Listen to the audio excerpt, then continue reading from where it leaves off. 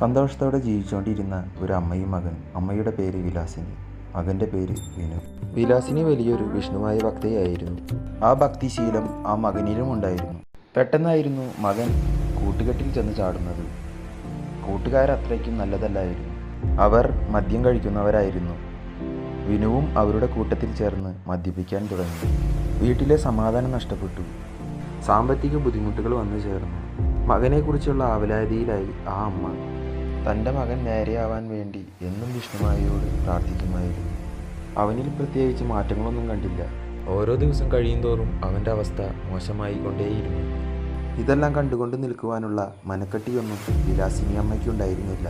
അവർ സ്വയം മരിക്കുവാൻ തീരുമാനിച്ച ആ രാത്രിയിലായിരുന്നു ആ അത്ഭുതം സംഭവിച്ചത്.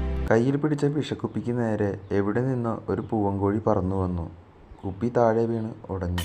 ആ സമയത്തായിരുന്നു പെട്ടെന്ന് വിനുവിൻ്റെ ശബ്ദം കേൾക്കുന്നത്.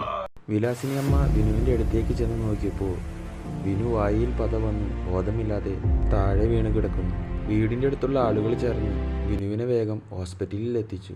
വിനുവിന് കാര്യമായിട്ടൊന്നും സംഭവിച്ചില്ല. ബോധം വന്ന വിനു അമ്മയുടെ കയ്യിൽ മുറുകെ പിടിച്ചു അമ്മയോട് പറഞ്ഞു, ഇനി ഞാൻ ഒരിക്കലും മദ്യപിക്കില്ല എന്ന്. ഇത് കേട്ട വിലാസിനി അമ്മ വളരെ സന്തോഷിച്ചു. ആ സംഭവത്തിന് ശേഷം വിനു പിന്നെ മദ്യം കൈകൊണ്ട് പോലും തൊട്ടിട്ടില്ല. നഷ്ടപ്പെട്ടതെല്ലാം തിരിച്ചെടുത്ത് വിനു വലിയ നിലയിലായി.